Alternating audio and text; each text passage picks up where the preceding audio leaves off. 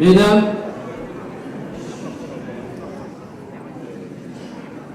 Messieurs, chers collègues, le conseil municipal est heureux de recevoir à Saône pour cette cérémonie des vœux de l'année 2018 et je vous propose d'accueillir à nos côtés Caroline Fiat, députée France Insoumise de Meurthe-et-Moselle, qui a bien voulu répondre à notre invitation.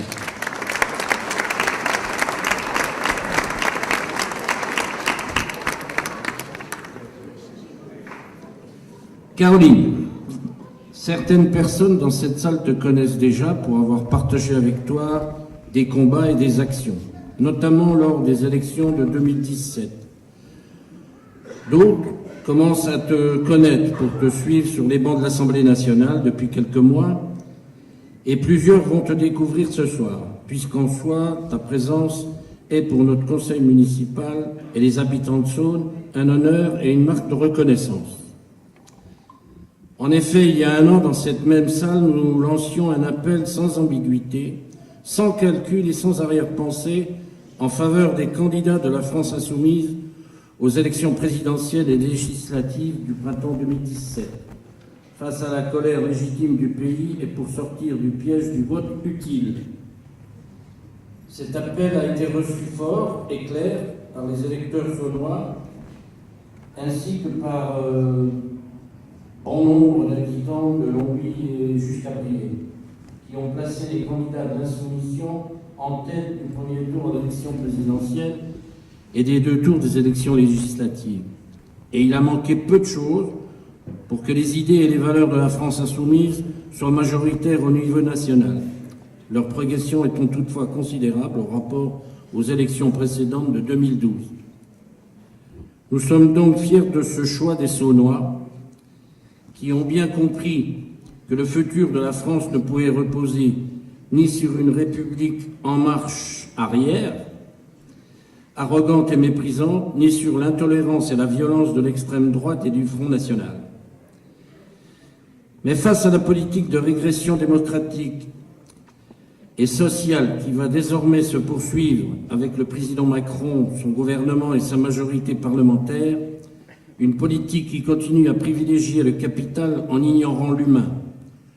Nous lançons un nouvel appel aux Saônois pour passer de l'appui à l'action et entrer avec leurs élus en résistance.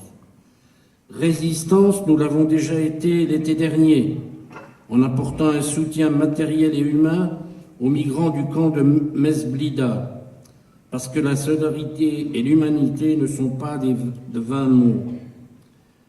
Résistants, nous l'avons été en prononçant notre opposition ferme à la remise en cause du financement des contrats aidés par l'État. Car il ne faut pas oublier que ces contrats aidés sont aussi des contrats aidants, car ils ne sont pas des emplois de grandes zones commerciales et des banques qui créent des richesses à partager, et parce que tout le monde ne pourra pas travailler au Luxembourg, même s'il faut trouver rapidement des solutions concrètes aux problèmes récurrents de la mobilité des travailleurs frontaliers. Et sur ce sujet des contrats aidés, nous mettons nos paroles en actes, puisque nous avons procédé le 1er novembre dernier au recrutement définitif d'un jeune Saônois en contrat d'insertion dans nos services techniques depuis 2 ans. Cédric Weiss est devenu fonctionnaire territorial après plusieurs formations valorisantes et l'obtention d'un permis de poids lourd totalement à la charge de la municipalité. Résistants, nous l'avons encore été en collaborant avec l'Association des maires de France pour contester les nouvelles mesures d'austérité imposées aux collectivités territoriales, dont les répercussions sur la vie locale et associative s'annoncent catastrophiques. Résistants, nous le sommes en participant au territoire naturel transfrontalier de la Chière à l'Alzette, coopération au-delà des frontières et des limites territoriales, afin de faire connaître, de valoriser et de développer le patrimoine naturel, culturel, historique, socio-économique du pays des 3 frontières. Et peu de gens savent, mais cette force commune a permis de faire barrage à la création d'un dépôt de déchets inertes sur le site de l'ancienne mine de Saône durant l'été 2017. Quelques zadistes saunois ont agi pour la sauvegarde de cette zone avec l'appui de notre municipalité et le soutien actif des habitants et des élus des villes de Pétange et d'Ifferdange. Résistants, nous le sommes aussi en lançant un projet novateur et ambitieux intitulé « Somme vers la transition » pour sensibiliser à la protection de l'environnement et au développement des énergies renouvelables, car notre belle planète bleue est menacée par des catastrophes naturelles de plus en plus fréquentes et intenses, dans une réalité qui dépasse largement l'imagination des superproductions hollywoodiennes. Sa survie ne pourra dépendre que d'une action collective et réfléchie. À ce titre, nous invitons les Saunois à nous rejoindre à l'occasion des 2 prochaines actions de ce projet. Le samedi 27 janvier, pour une journée découverte d'une expérience de ville résiliente à Beckrich, au Luxembourg, parce que la protection de la planète n'a pas de frontières. Et le samedi 10 février, dans cette même salle, pour une journée de sensibilisation et d'action autour des énergies renouvelables, du développement durable, de la mobilité, de l'accessibilité, de la cohésion sociale notamment. Le programme détaillé de cette journée sera dévoilé prochainement en collaboration avec nos partenaires du GEIE Écotransfert.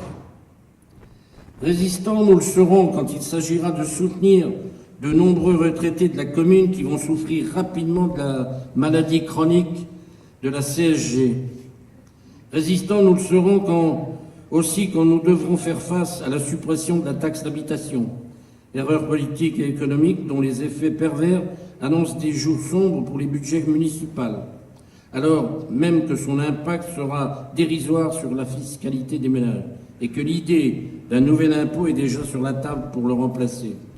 Nous avons besoin d'une réforme fiscale de plus grande ampleur, basée sur un partage équitable des richesses.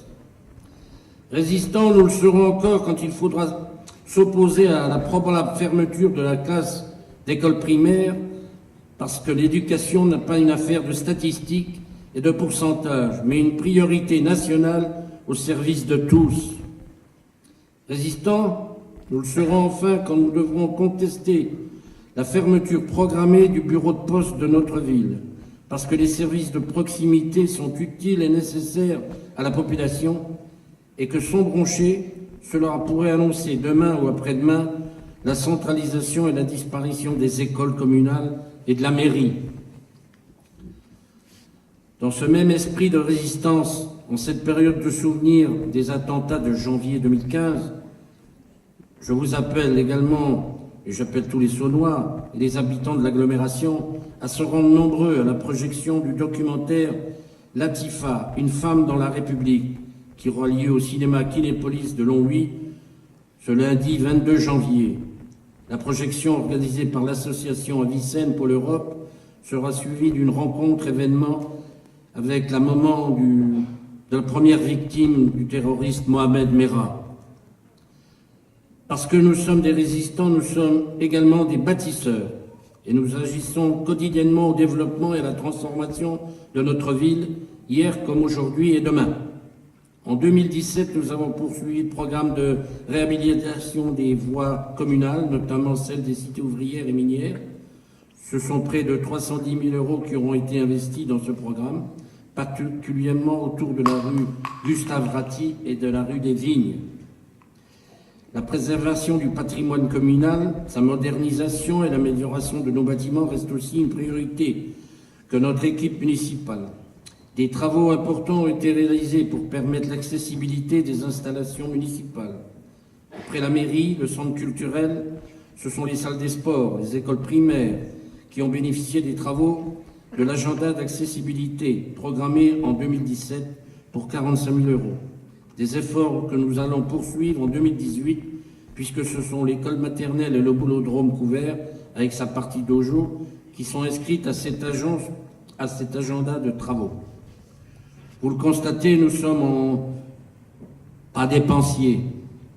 Nous faisons avec nos moyens, ni plus ni moins, d'autant que les aides financières se font de plus en plus rares, se sont de plus en plus compliquées à obtenir. Notre budget d'investissement annuel est assuré avec 85% de taux financement et sans emprunt depuis 2011. Cet endettement, à minima, nous permet de voir un peu plus grand pour la fin du mandat. Et les projets de cette année 2018 vont prendre de l'ampleur.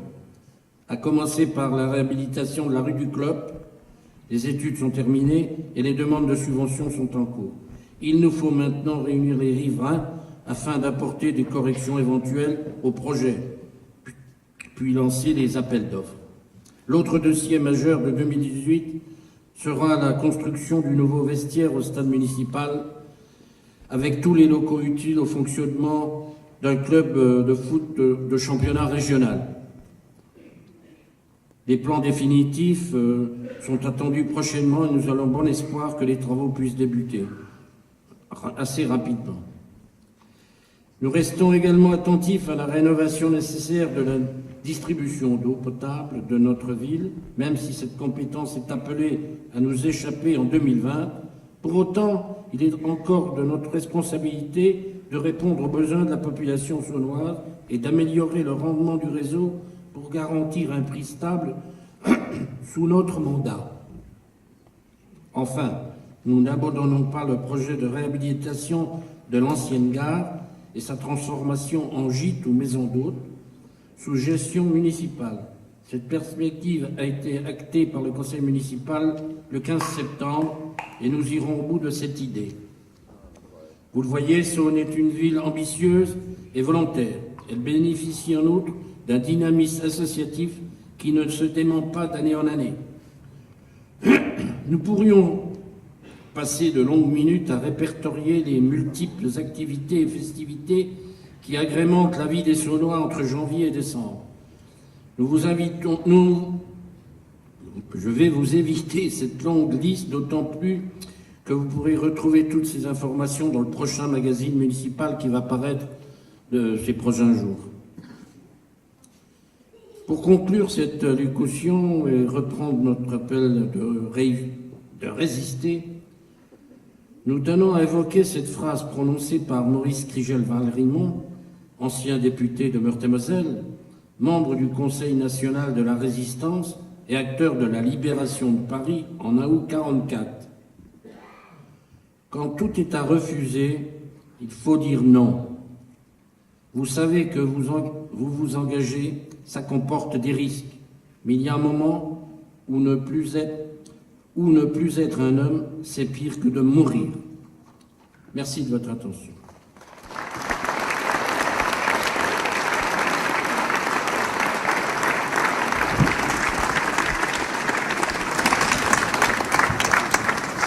Monsieur le maire de la commune, cher Adrien, monsieur le directeur général des services, cher Patrice, mesdames, messieurs les élus de la ville, mesdames, messieurs les élus, mesdames, messieurs les officiels de la République, mesdames, messieurs les Saulnoises et les Saulnois.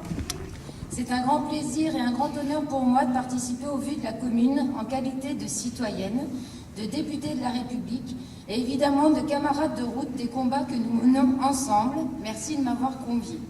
Pour la petite histoire, j'ai passé quelques années de ma jeunesse à Saulnes parce que ma marraine y habitait. Et je me souviens être allée jouer à la sauvage et même que j'ai touché la grotte et j'ai fini à l'hémicycle. Avec monsieur le maire, que j'ai davantage coutume d'appeler par son prénom Adrien, nous nous sommes déjà rencontrés, toujours unis pour des causes importantes. Je me souviens de notre rencontre au camp de migrants de Mesblida, où tu es venu les bras chargés de denrées et d'équipements de première nécessité pour les familles survivant dans le dénuement le plus total. La population s'était amplement mobilisée pour leur venir en aide et la commune n'a pas hésité à déployer les moyens matériels pour acheminer ces biens ordinaires pour nous, tellement précieux pour eux. Vous avez honoré le pays des droits de l'homme, bravo. Je profite de cette anecdote pour rappeler que, bien que les députés soient élus dans une circonscription, nous sommes des élus de la République et représentons toute la population sur tous les territoires de la France métropolitaine aux Outre-mer. Qu'il n'en déplaise à certains, il est tout à fait légitime de me trouver à Mesblida, en soutien à une lutte de soignants à Lorient, à Marseille, ou que j'annonce mon soutien à des luttes ou actions comme dernièrement la crèche de Longwy, ou l'hôpital de Denain à Lille. Ou comme ce soir que je participe aux vœux de Saône. Si certains s'attendaient à me trouver bloquée dans les frontières de ma circonscription, désolé pour eux. J'aborde 2018 après une année 2017 qui a été intense pour nous tous. Nous avons été nombreux à prendre part à cette magnifique aventure de la campagne présidentielle 2017. Si le résultat n'a pas été celui espéré, il a planté les graines. À nous de faire germer les jours heureux dès cette année. S'en est suivi l'élection législative. Pour une militante de terrain comme moi, l'élection a été une véritable surprise. Une véritable nécessité également dès lors qu'il a fallu faire face au Front National. Cette victoire, je la dois à tous ceux qui ont fait vivre la campagne. Je me souviens des jonctions avec la 3e circonscription du département, où nous sommes arrivés tous deux au second tour du scrutin. Chère Patrice, je pense régulièrement à toi dans l'hémicycle.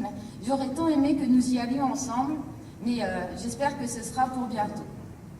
Votre ténacité, vos combats, vos valeurs, votre engagement sans faille doit être salué. Plus qu'une ville, vous êtes une incarnation de la beauté de la République, enragée pour le triptyque liberté, égalité, fraternité. Dans nos bassins qui ont incarné successivement la grandeur économique et travailleuse de la nation, puis l'incarnation d'une désindustrialisation brutale, il perdure les solidarités et la dignité des populations qui font de notre quotidien un vivre ensemble indispensable. Mélange de ceux qui sont nés ici comme ceux qui viennent d'ailleurs, vous incarnez la France chantée par Jean Ferrat. Tout près d'ici, à Villerue, vous êtes nombreuses et nombreux à vous rendre chaque année au Festival du film italien, démontrant les liens de nos deux pays, une histoire commune au rythme des usines, mais aussi en dehors, grâce à la convivialité qui caractérise nos peuples. La France ne s'est pas faite toute seule, mais grâce aux apports de tous ceux qui ont contribué à sa grandeur. J'aurais aimé accompagner nombre d'entre vous à cette inauguration du festival. Il reste trop peu d'élus de gauche à cette initiative indissociable de notre camp politique. J'étais hélas retenue à l'hémicycle pour le débat concernant le projet de loi de la sécurité sociale qui avait lieu cette nuit-là. Un combat sans relâche pour rappeler l'importance de la protection sociale française née au lendemain de la Seconde Guerre mondiale. Je ne peux vous cacher mon émotion quand je vois comment elle est détricotée aujourd'hui. Plus que jamais, la défense des victoires passées et le goût des combats de l'avenir doivent être mêlés. La vie n'étant pas que militantisme, j'ai une pensée pour chacune et chacun d'entre vous. J'espère que 2018 sera comblé de joie personnelle, professionnelle, familiale. En tant qu'aide-soignante, je vous souhaite particulièrement une santé de fer et une autonomie maximale à tous les âges de votre vie. En guise de premier cadeau de l'année, je vous accorde un discours bref. Je tiens simplement à vous réitérer ma joie d'être parmi vous, ma reconnaissance envers vos soutiens et toute mon amitié à chacune et chacun d'entre vous. Une merveilleuse année 2018 à toutes et tous. Et comme le disait Mark Twain, l'auteur de Tom Sawyer, ils ne savaient pas que c'était impossible, alors ils l'ont fait. Je vous remercie.